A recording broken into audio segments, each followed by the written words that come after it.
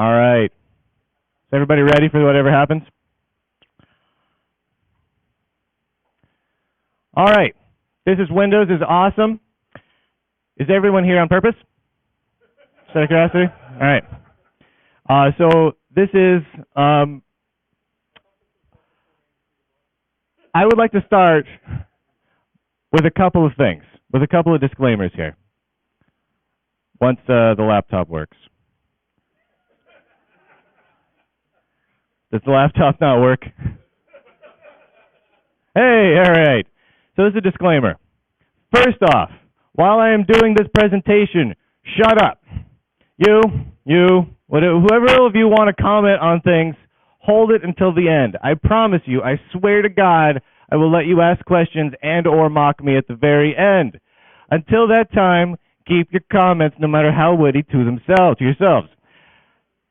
Second, nobody has sanctioned this. Not the Southern California Linux Expo. They put me on the schedule, but actually I'm on there like twice. I'm like on the back page and then like the second to back page. It's ridiculous. I should say that the Southern California Linux Expo guys definitely have some nerve to put a talk called Windows is Awesome, all in caps, on the schedule. That's very, very cool of them. But no one I work for has anything to do with this, and I would really appreciate it if you did not give them a hard time and or tell them about this at all. We're also not going to talk about phones, because phones are dumb, and we're not going to talk about servers, because this is not a servery thing. Now, my name is Bryan Lunduke. Why I am qualified to give a presentation called Windows is Awesome is really that I spent multiple years at Microsoft. That's really it. I don't work for Microsoft anymore, but I did back in the late 90s, and I'll talk about that a little more later. But more importantly,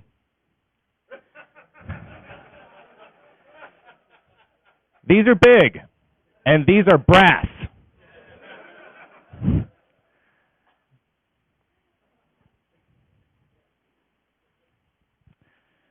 Now, I went through, in preparing for this,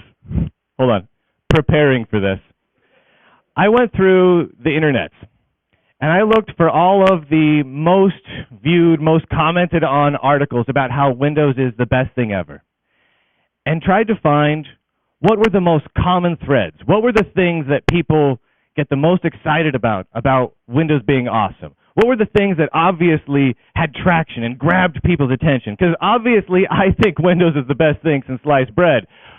But what does the internet think? Well, the very first thing that comes up is this common thread. And this makes sense, that Windows is familiar. Raise your hand. How many of you out there know how to use Windows? Don't ask which version. Let's just go generalized here at this point, people. Pretty much everybody, right? Okay, does anyone not know how to use Windows? You've legitimately never used Windows. Randall is a liar. Randall Schwartz of Twit does not know what he's talking about. You, I don't know for sure because your face scares me, so I don't know. The reality is we're here at the Southern California Linux Expo. How many Linux nerds are here at the Expo? What, like 3,000, something like that? Close to that? And we're in a room filled with people, Linux nerds. Raise your hand if you're a Linux nerd. And you still, don't woo yet. And you still know how to use Windows. Now, how many of you are intimately familiar with KDE? Far freaking less. Now, part of that is market share. This is, according to Net Applications, the current market share of Microsoft Windows. It is that giant blue pie chart here. This is beautiful. Look at this, 91.2%. Actually, interestingly, if you add up Net Applications market share, it comes out to about 102%. So I wasn't able to figure that out. But right here, this little green stripe, that's Linux. This red stripe, that's Mac. This purple stripe, I don't know what that was. It's probably Haiku or something like that. But this one, over 90% of the installed desktop operating systems on the planet are Windows. Now, Windows is obviously great, but having market share does not make it great. Just because something is installed by bajillions of people around the world and they're super, super happy with it, doesn't make it awesome. but it does breed familiarity. It means that all of you Linux nerds that raised your hand are familiar with this because of this. It's just an important thing to bear in mind. Now, it's been like that for a long freaking time. In fact, since about 1994. Actually, this date is a little bit debatable. It's either 1993 or 1994. I decided to kind of give Windows even less time and say it was only since 1994 that it's had the dominant 90% market share. Does anyone know what the dominant operating system was before Windows 3.11 became dominant in 1994? Raise your hand. Yes, sir. It was Microsoft DOS. That is correct. Just a simple side note. Now, the thing to think about here is that's 21 years. That is 21 years of, and I'm going to read my slide on this, total Windows domination. That means they win. Now, how many years has anything dominated anything? A car company, anything dominated a single market for over 2 decades. It just doesn't really happen that often. Hey, remember rule number 1, dude. This is Mosaic, the very first public release of Mosaic, running on Windows 3.11, of course. This was released back in 1994. This was released at the same time that Windows became dominant. This is how long ago Windows became dominant. That was the cutting edge of browsing the internet. That's how long ago this was. Also, this was the same year that I'll Make Love to You by Boyz II Men was the #1 song in America. So I kind of wanted to sing that just there, but I'm not going to. Now this screenshot, raise your hand if you can tell me what this screenshot is. You, there. It is not Windows XP. This is, in fact, KDE. This is, in fact, the most downloaded theme on KDElook.org for KDE to make KDE look exactly like Windows XP. It is not only the most downloaded, it is the most downloaded by something like 150,000 downloads over the #2. The #2 download, coincidentally, is a Mac theme to make KDE look like a Mac. That's something to think about. So Linux users, KDE users, and KDE users, how many KDE users are in here? I think we had a couple of them in here, right? You guys love how your system looks. You guys have a passion for the theming and the design of your system. You like your widgets to be rotatable. You like all that weird crap. And this is what that guy wants his operating system to look like. Statistics. I read it on a website, sucker. But think about that. That means, and this isn't even the most recent version of Windows. How many versions of Windows ago was this? 3? I don't even know. But it was a long time ago, and that still is so familiar and so ubiquitous that even the people who should hate this the most desperately want it. We're going to move on for a little bit to the second most brought up thing, and that's software. You want software, you want Windows. End of story, right? If you want specifically, and we're not going to get into, how many packages are released for different platforms and how many applications are here and blah, blah, blah, you can use GIMP technically. We're not going to get into any of that. We're going to specifically talk about the fact that most businesses, most individuals need specific pieces of software, such as Microsoft Office and Adobe Photoshop. Those run on Windows. Do those run on no, those don't run, no, okay. Same with games. Games. This is a pie chart representing the total number of games on Steam. That blue pie chart, which coincidentally is almost exactly the same percentage as the Windows market share, is how many games on Steam only run on Windows. The red chart is how many games run on Linux. It's not that different for the Mac as well. But again, if you want to be a gamer or you want to run software, clearly you need Windows. This is not in debate. This is not ever in debate. No one should be able to debate this. You don't want to talk about alternatives to games. You don't want to talk about alternatives to applications. Sure, you have Photoshop. Oh, well, let's teach people how to use GIMP. That doesn't fly for most people. You want to be able to run, let's say, a Project Gotham Racing or something like that. You don't say, well, let's use Tux Racer. That's just ridiculous. That doesn't fly. Driver support. Again, Windows is king. Because Windows has the market share, you know your hardware is going to work with Windows. That bullet point. It does not get any simpler than that. How many people have a Windows machine at home? Okay, that's almost everyone in the audience. Again, Linux conference. You guys are running Windows.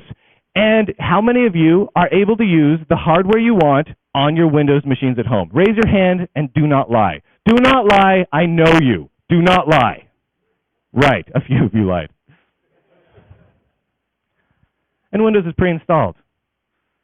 It comes on almost every computer on the planet. It comes, you open the box, you plug it in, Windows starts up. It runs right out of the box, and it's not broken. Most people like it. Most people use it. They use it every day, and it works fine. They don't need to reinstall it, at least not very often, and it doesn't need to change for them. If it ain't broke, don't fix it. I want to tell a story about a popsicle. When I was a kid, I grew up in Sacramento, California. Has anyone here ever been to Sacramento? Sacramento is hot. It's a very hot place. And so during the summer months, you need popsicles. You need them. Otherwise, you die. I lived on a very, very busy road.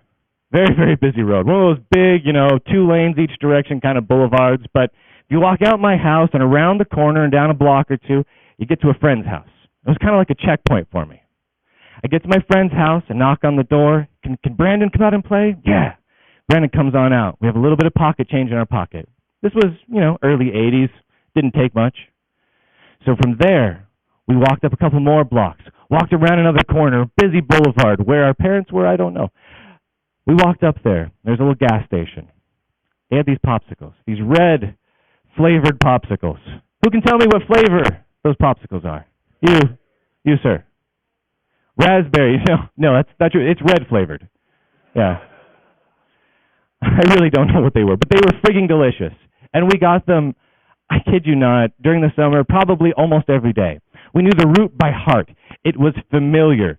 And those popsicles were familiar. They didn't really have much else at that gas station. It was a crappy gas station in Sacramento, California. But they had those red popsicles, and they always had those red popsicles. We walk around the block, we walk up the street, we turn the corner, bam, we pay a quarter or whatever the heck it was back then. It's crazy that we could pay a quarter for a popsicle. Anyway, we get a popsicle, and it was delicious. And we did that for 2 years, 3 years, two or three summers in a row. Popsicle, popsicle, popsicle. It makes our tongue red, makes our lips red. It was ridiculous. We looked like clowns. But it was delicious, and it was familiar, and it was happy. It didn't need to change. Plus, there was 2 sticks. You could break them off, and you could share them. I never did.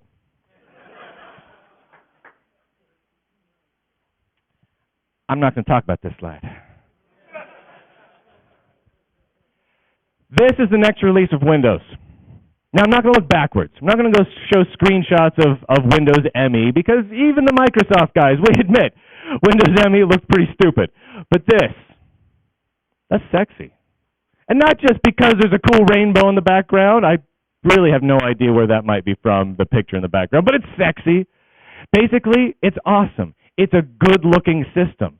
Now, that's not the end-all, be-all, of course. It needs to work. It needs to have software. It needs to have market share. It needs to have familiarity. But this is a good-looking system. It's great-looking. It is great-looking, and it doesn't need any changes to that. I'm just going to put that out there and just say that. It's a flat-out fact at this point because I said it. Now, I want to tell a story about soup. How many of you have heard that old adage, too many cooks spoil the broth? Before I ask that, put your hands down. I would like to get credit for my choice of fonts.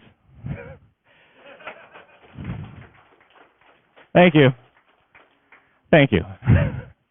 Now, so raise your hand. How many of you guys have heard that too many cooks spoil the broth, right? All right, put your hands down. Stupid question. You've all heard that. How many people have, when they were a kid, a recipe, either from their mom or their aunt or their grandma that had like a chicken noodle soup recipe or something like that? Everyone had like a recipe, right? That was that soup recipe. and it was delicious. You get it when you're sick, and it's like, oh, I'll get you some chicken noodle soup or whatever, split pea soup, whatever the family recipe was. And that recipe came from one freaking person, not two people. It wasn't a two-person recipe. It doesn't take two people to make chicken soup. And God forbid you have a whole block party and have everyone over to your kitchen to try and make chicken noodle soup. Could you imagine the horrors of having 30 cooks in a kitchen trying to make chicken noodle soup, which is supposed to have like 5 ingredients in it? It would really screw up absolutely fucking everything.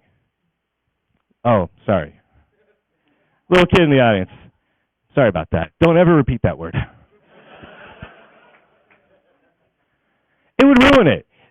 That chicken noodle soup or whatever it was recipe that your mom or your grandma had would suck if it was produced by committee. It would suck. How many people just want their food produced by committee? Raise your hand if you're like, yeah, let's get a committee together and design some food. Okay, 2 guys. Thank you. The organizer of Scale would really like to, that's fantastic. You're not allowed to talk unless I ask you. It's a horrible, horrible idea. When I was in college, I took this class. Now, before you guys get all crazy, I dropped out of college. I only went for a very little while, so, don't expect much. But I went to college. I was at a community college in Washington State. I took this class. It was a crap class. It was called Interpersonal Communications. Right? Kind of makes you laugh just hearing the title of it. I had to take it for my prerequisites to get a computer science degree, which I never got. So I took this class, and part of the class was that we had to work as a team. And we had to work as a team to create this presentation in front of the class on interpersonal communication. So they paired us up. The teacher paired us up. 7 or 8 other people that I didn't know, and I got to be honest, I didn't like. None of them I liked. So we're all together. We're working together for about a month on this presentation. It was a simple presentation. It was a 4-minute presentation. How long have I been up here right now? I've been up here for 16 minutes. I didn't prepare at all for this. But for that class, I took literally a month with these people to prepare for a 4-minute presentation. And what we came up with was truly terrible. It was awful. It was not only an awful experience, it not only made me sad on the inside, but it got me a D. Now, I looked at the other presentations, including the jerkwads that got an A, and it was terrible too. What they put together was truly awful. It was, one slide and, talking to people is fun. You should respond to people when they talk to you. That was pretty much it. That was all they did, which you could kind of guess from the title of the class. But the thing that screwed it up, the thing that made me get a D in that class, which I blame on destroying my entire academic career, I actually just dropped out because I was bored, but was that I had to work in a large team of people with disparate ideas that just couldn't come together on one singular cohesive strategy of how to build this stupid freaking presentation. The same is true of chicken noodle soup. If you have your old grandma and she's got an idea of how many carrots to put in your chicken noodle soup, just let her friggin' do it and it might be delicious. Now, applying this to Windows. Windows is not a giant community effort. There is one corporation at the helm. There is one executive that says, this is how we will frigging make this. Whether you like tiled grid stuff or not in Metro, they made that decision and they went for it. They made it happen. And because they had that singular focus and not designed by community, they were able to build something with a vision and actually make it great. This is the same thing that the Mac fanboys harp on constantly, that you have Steve Jobs or whoever else at the top of the helm, and they can say, we have this vision. We have control over our software. We have control over our hardware. Therefore, we can make it great. And the laptop went to sleep because I've talked too long. And that's how they make it great. That is how Microsoft makes it great. That is how Microsoft has made it great for the last 21 plus years. And it's ridiculous that no one else can figure that out.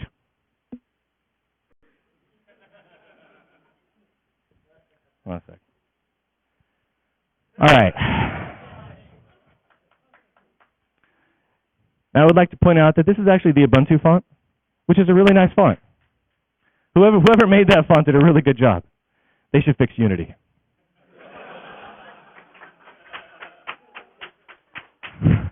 Sorry, guys. My name is Bryan Lunduke. I actually really like Linux. I did spend a couple of years at Microsoft in the late 90s, back during the Windows 2000 launch. And I was just a kid. I was a little kid. I was 19 years old when I got my first job at Microsoft. And I actually worked, believe it or not, on the Windows Media Player cross-platform team, which means I used to work on Windows Media Player for, and this exists, Solaris. That was a real thing. When Windows 2000 shipped, again, I was a Solaris dev at that time. Microsoft threw a party, Windows 2000 launch party. This was going to be awesome. Was it Windows 2000? Yeah. And they held it, and it was an amazing party. It was a truly stellar party. They spent so much money on that party. They had an inflatable laser tag arena. It was amazing. Now, at that point, I had never used the shipping version of Windows that they were shipping because it wasn't part of my job at Microsoft. I didn't need to do that. So I was a little left out. I was kind of the redheaded stepchild, you know. We were off over here, this little tiny nerd team of some Mac devs and some Solaris devs, and we were really off to the side. But we were definitely going to play laser tag and eat all the free food. So we go to this launch party, and Steve Ballmer was there, of course. And he gets up on stage to give the talk, to get the troops really excited. So me and a buddy, who was also a Solaris dev at the time, we go up to the front of the stage because we're like, this is badass. This is cool. I mean, you know, we're both little kids, right? Some big giant wig like Steve Ballmer's up there talking. We're going to go stand in front of the stage. And so we got one row back. You know, it's a standing only thing. There's no seats. We're one row back, and Steve Ballmer gets up on this makeshift stage that they produced for him. And he gets up, and he does this thing. You guys have seen his developers thing. All right. He didn't do that. He didn't do anything crazy like that. But man, he was moving, and he was moving around the stage. He was talking, and he was freaking out, and it was like, whoa, this guy's really pumped up. And for a little bit, you know, me and my buddy were kind of getting into it. We're like, this is cool. We're working for this company. We just played laser tag. We're gonna watch this, and then we're gonna eat the taquitos and play more laser tag. This is the best. So then, this was back in 2000. Steve Ballmer starts talking about Linux. How do I say this without being offensive? He used an offensive word, but he specifically said, and I quote, "I hate Linux," along with a few other things. And he was directly in front of me at that point. Well, more in front of my friend who was standing next to me, but he was about here, right about there, right? So you're Steve Ballmer. Stand up for a second. All right. Okay. All right. Go, yeah! That's about right. All right, so that's pretty close. All right, so he's about that far away from me, and he's just hooting and hollering. And he starts ranting about how he just hates Linux. And he was just going on about it. And he was talking about how great everything at Microsoft is. And you know, at that point, we started feeling a little uncomfortable because, you know, I wasn't a Linux dev at that time. I was doing Solaris stuff, but, you know, it's kind of related. We're the Unixy dudes, right? And so me and my buddy were getting a little nervous now. I mean, it wasn't like he was going to attack me or anything. He was going to lunge down and, like, eat my face or anything. But it was, you know, it was like, okay, that's a little different. Well, let's go eat some taquitos. So we go get some taquitos afterwards. And we're kind of looking at each other laughing about it. And both of us wear glasses because both of us are blind as a bat. And we realized it was very hot and foggy in there. Take off our glasses, just covered in droplets. Means I got spit on by Steve Ballmer. This story has absolutely nothing to do with this talk.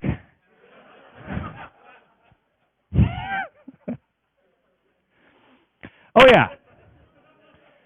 I just wanted to remind everyone that I gave a talk called Windows is Awesome at Southern California Linux Expo, and it is full. So give yourself a round of applause for being awesome.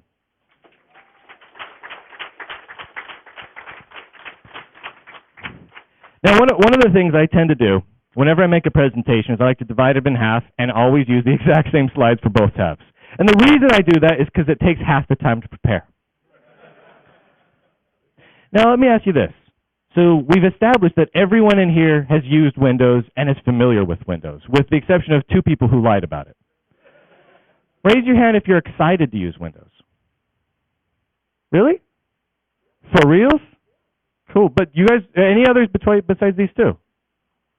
How many of you are simply excited to try out Windows 10 when it's launched, even though you won't be using it? A couple. You want to check it out. Do you intend to run Windows 10? So what do we got? 10-ish? That guy's just not sure. So even though you're familiar with it, you don't necessarily want to use it. Does that mean that there's something wrong with us?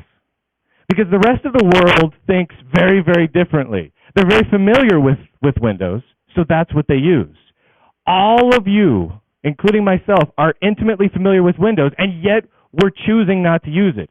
I believe that means we're diseased. And one of the thoughts that came to me as I was thinking about this is that the old adage of familiarity breeds contempt, right? You get to know something, you start knowing its warts, you start knowing that, there's some skid marks in the underpants, and you just don't want to necessarily use that. But it's because you know it really well, right? You start to know it really well. But the thing is, how many of you are intimately familiar with Linux? Hands up. Pretty much everybody. How many of you just have contempt and hate Linux?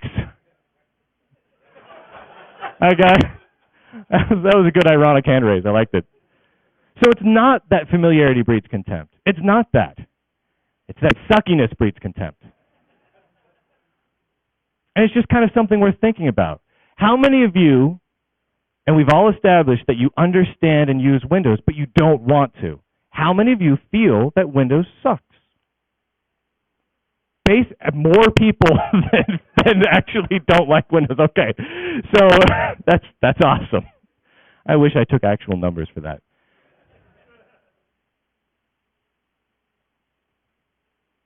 So again, this is how long it's been. It's been since 1994 that it has been king. 21 years. That is so long. That is so long. If the things were all the same and for 21 years, we would still be using Mosaic. If things were the same for 21 years, we would listen to nothing but I'll Make Love to You by Boys to Men, which wouldn't be so bad.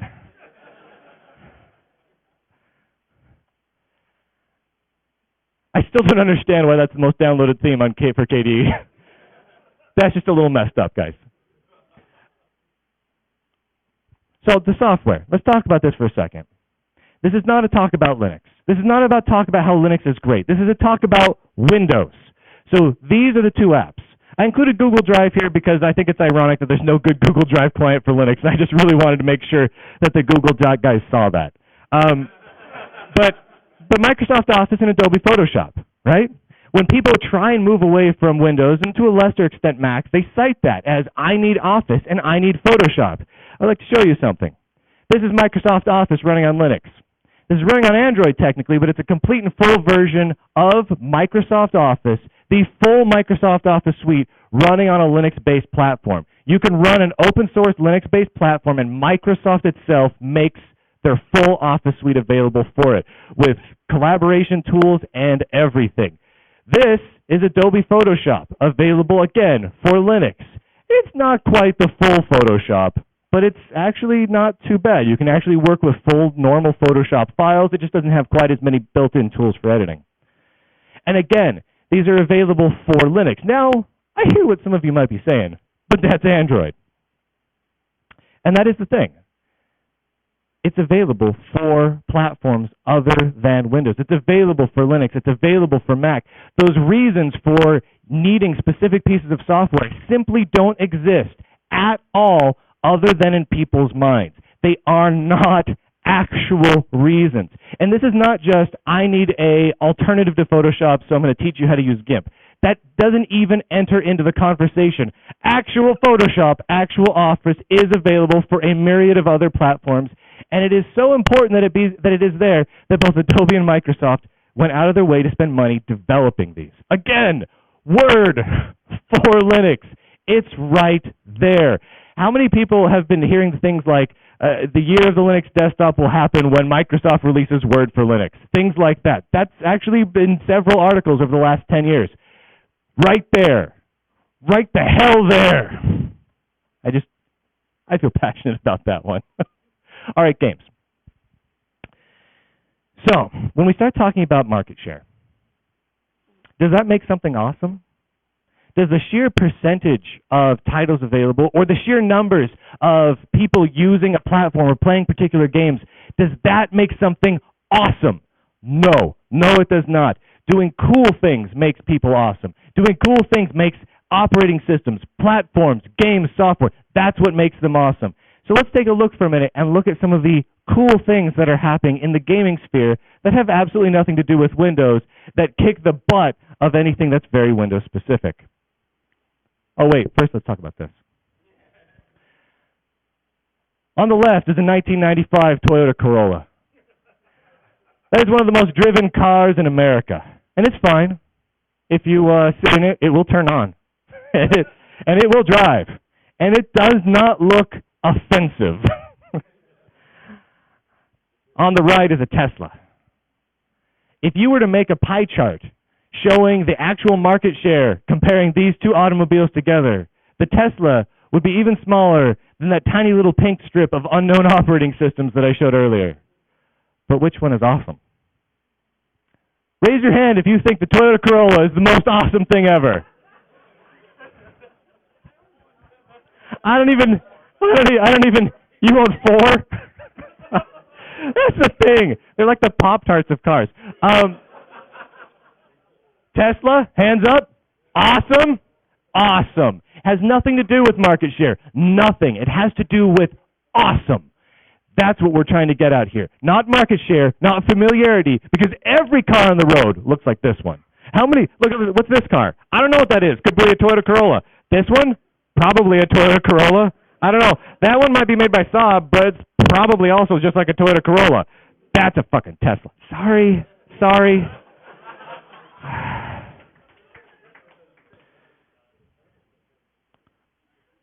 All right. SteamOS. SteamOS is, of course, based on Linux, which is awesome, but most importantly, it's not Windows. Now, Steam runs on Windows. That's great, but that's not where one of the most important and influential game developers and publishers of our time is deciding to put its focus for its platform for the freaking future of its company. They're putting into SteamOS, not Windows. And it's one of the most exciting and really open possibilities in the future of game consoles. Over the next year, in theory, we'll get a number of Steam hardware, so the Steam machines, of Steam boxes, or whatever they decide to call it at that particular Tuesday. And it will not be running Windows, at least not for the most part. And the company behind it is putting serious bank into making sure that their games not only work on Linux, but work the best on Linux, because that's their best foot forward, because that's how they're going to get the market share, and that's how they're going to displace the Xbox One and all the other consoles. And that's kind of friggin' exciting. This. How many people know what this is? That's the NVIDIA Shield tablet. It's a handheld tablet. It's just an Android tablet. Again, not running Windows. Nothing too special there. Except it also has a game controller that comes with it, and a nice little HDMI out port. And you can put 4 game controllers with it and use it just like a normal console. And it also has a streaming service built into it called NVIDIA Grid. Now, I'm not here to pimp NVIDIA's offerings, but to show you that all these games, Borderlands 2, and well, I think there's a bunch of Lego games on there, all sorts of games, are now playable on Linux that weren't before. They're now playable on this machine as well, that weren't before. And they're playable great. This is basically, Grid, if you don't know it, is basically the Netflix of streaming games. This is an interesting thing. They're basically making a streaming game service, and it's available right now, and it actually works really well. But they're making it available in a way that just changes everything. How many people here use Netflix and streaming? Or Hulu or something like that? Everyone! Because how many people have canceled their normal cable because of that? Almost half of you. That's ridiculous. I like you guys. Now think about this. If you could have an incredibly cheap streaming service on whatever Linux-powered device that lets you play whatever games you want, whenever you want, without having to pay for it, do you do it? Raise your hand if you want that. Okay, quite a few. Okay. Now, raise your hand if you're not a gamer. Okay, so everyone who was a gamer raised their hand. Perfect. So again, it's an interesting thing happening in games. It's an exciting and awesome thing happening in games. And it has nothing to do, at least from the consumer side, with Windows. And that is cool. And that shows you that it's not the market share. It's what people do. It's what people create. And these guys are actually creating interesting things.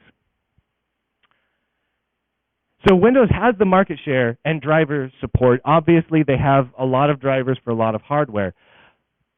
But how many people have had the hardship of installing Windows and not having the drivers for your network card so that you can go and get drivers for your video card because you're stuck in 640 by 480?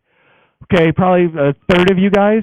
How ridiculous is that? Now, how many of you had the same problem on Linux where you install Linux and you simply can't get on the internet in the last year?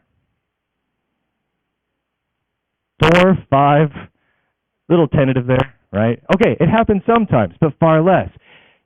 The difference here is that Windows is not trying as hard. They do not see the need to go out and say, let's bundle all the drivers into the distribution itself. They don't see the need to throw all those drivers on the disk or into their kernel. Whereas on the Linux side or the Mac side, we have to look at it and say, oh, geez, in order to win this, we need to make sure that when people put this in their system, it works better than Windows. So that lack of market share has actually motivated the competitors to Windows to create an environment where their systems, from a driver point of view, work even better than Windows. And that is how it works. I mean, competition breeds motivation. And Windows just hasn't felt that motivation. Now, maybe in the future they will because they're sucking more and more. But as of right now, it's just not the case. Okay. So Windows is pre-installed on most systems. Granted, not the systems that we gave away last night or on Friday night from people like System 76 and Pogo, who do a great job of putting Linux on their systems. But on most systems, Windows comes pre-installed. But here's the thing. It may be ready to run right out of the box. But I like the old adage, and it's not that old of an adage because I've only been saying it for a while, but if it ain't broke, break it and build something better. So if you've got systems that are just by default shipping with Windows, and that's just the thing that you're used to, it's time to break it. I'm going to talk about popsicles some more. So those red popsicles, they're tasty, right? You like the raspberry popsicles. You like them, right? I like the red popsicles. They're delicious. I knew how to get to where I could buy those red popsicles. It was only a couple blocks away. My parents knew where I was walking to. I only had to cross the street twice, which was good because I was 5 years old. It was a busy intersection and there were no adults around. But as it turns out, about 1 block down the road, there was a convenience store. It was a little bigger than it wasn't quite a 7-Eleven. It was kind of a Circle K or something like that. They had a lot of stuff in there. I didn't know it was there. And it was farther, and you couldn't quite see it. You get to the gas station with the red popsicles. I get there with my little tiny 5-year-old buddy, and it's 175 degrees outside because it's California. And we get our, red popsicle for a quarter and go home. We did that for years. And then I went with my mom in the car to that little convenience store. And we were in there in the freezer section, and I saw this. That's a bomb pop. Right?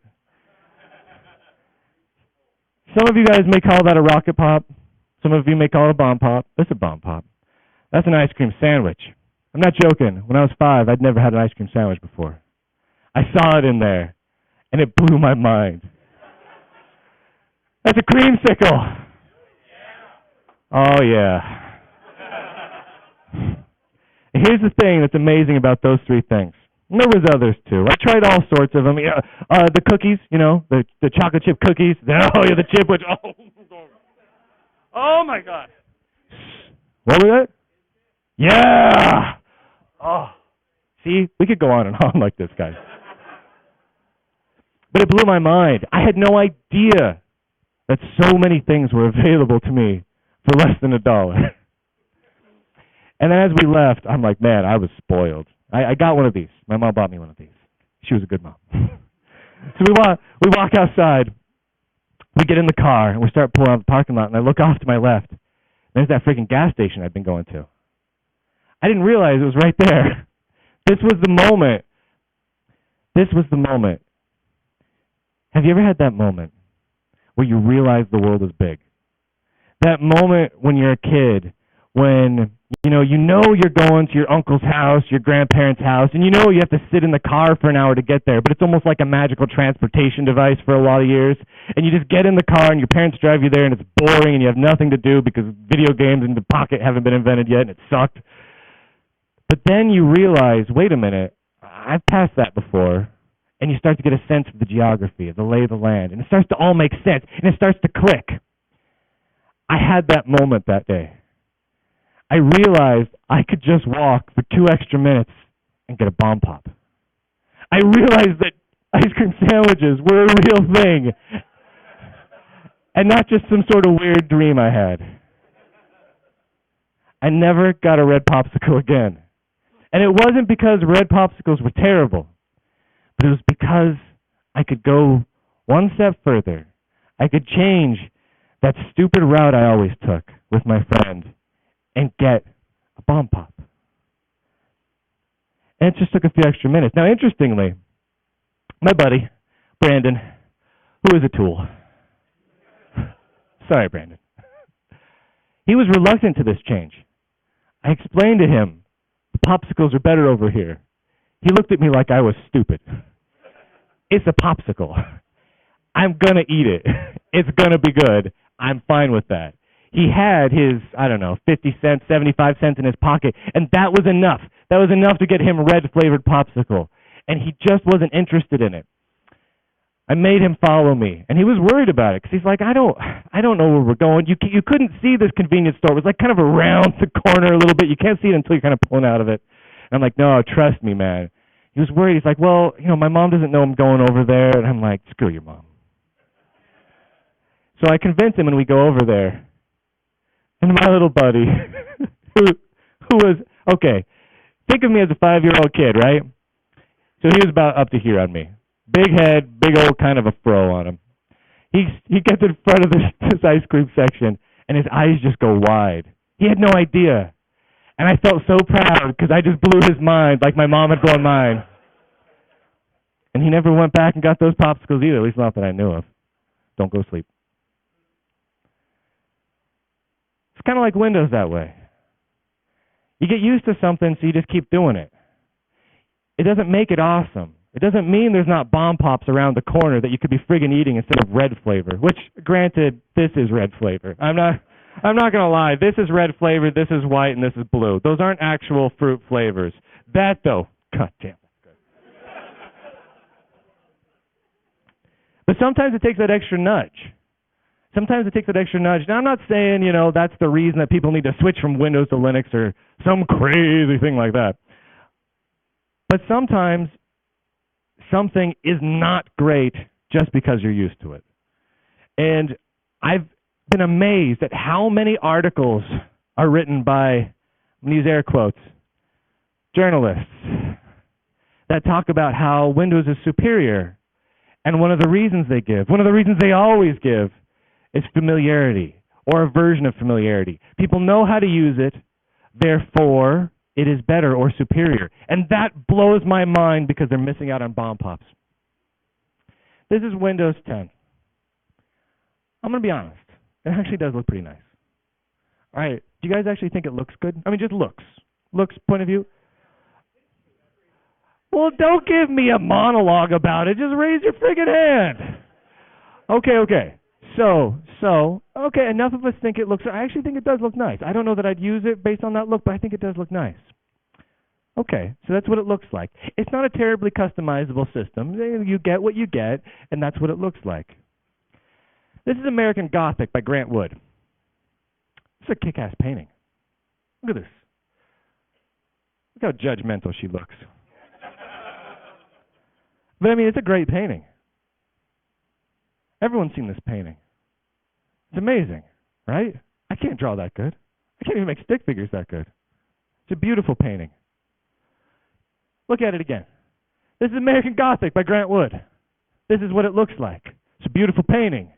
Okay, I'm looking at his overalls now.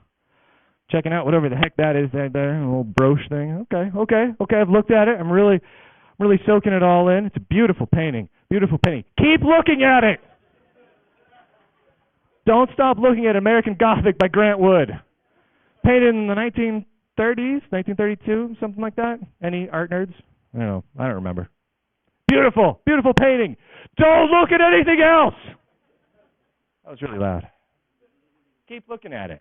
Seriously. This is a beautiful masterpiece. This is a masterpiece. Now, if we are assuming, and this is a wild assumption here, that Windows 10 is an amazing masterpiece of visual design, something that you look at and you think, damn, that's some art. Do you still want to look at it every day? What if every painting in the world were American Gothic by Grant Wood? What if 90% of every picture hung in every household on planet Earth were American Gothic by Grant Wood?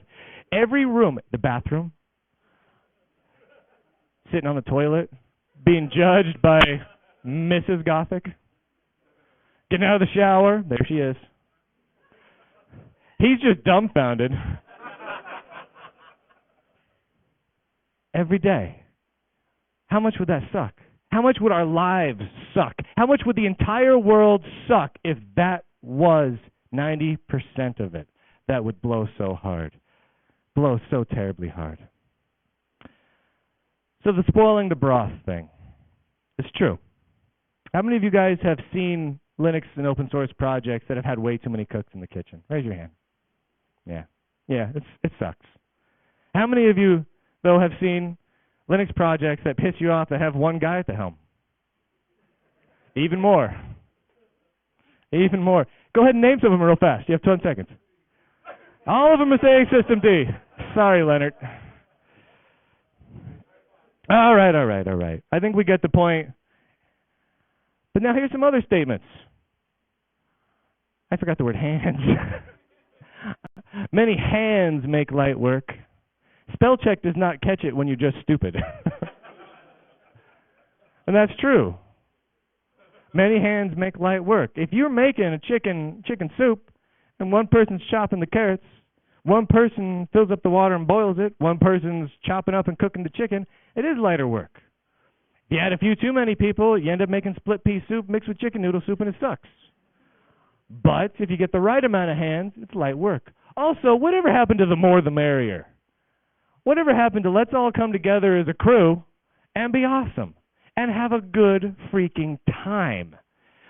Why does it have to be not fun? When you think of Windows, do you look at it and say, damn, I bet those guys had some fun?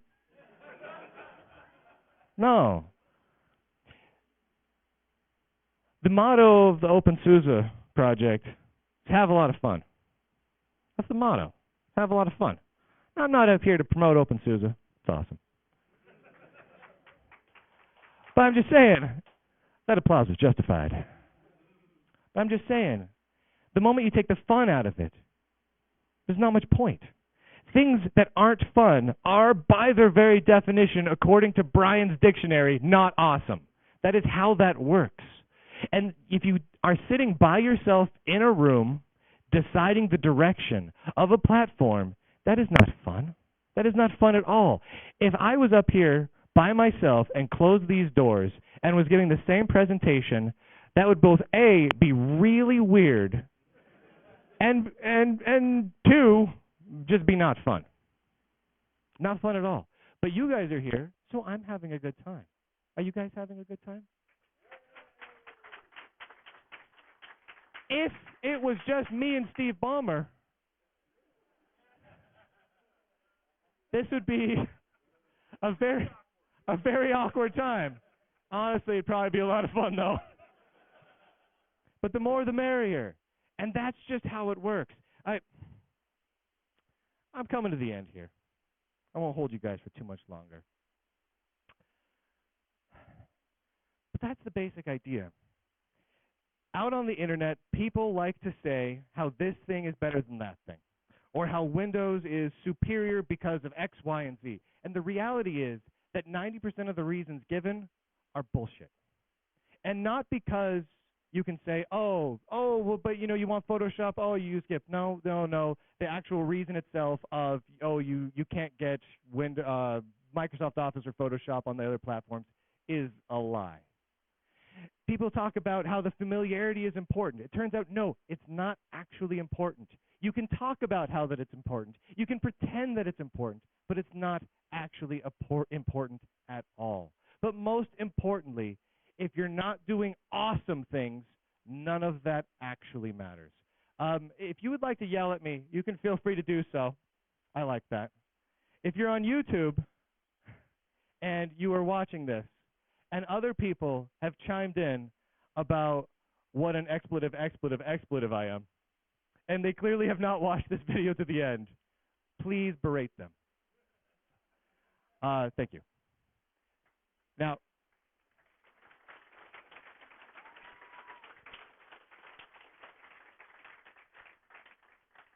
I think we only have just a couple of moments left. If there's any questions you'd like to ask or anything you would like to talk to me about, you've got a few minutes. Go.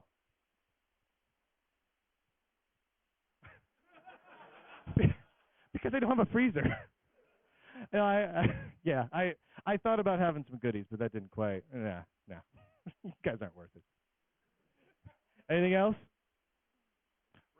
Randall? Anything? It's American Gothist is a picture of a father and his unmarried daughter. Is Randall making that up, or is that actually true? I can't tell anymore with Randall Schwartz. It is way more creepy. Hold on. That's his daughter?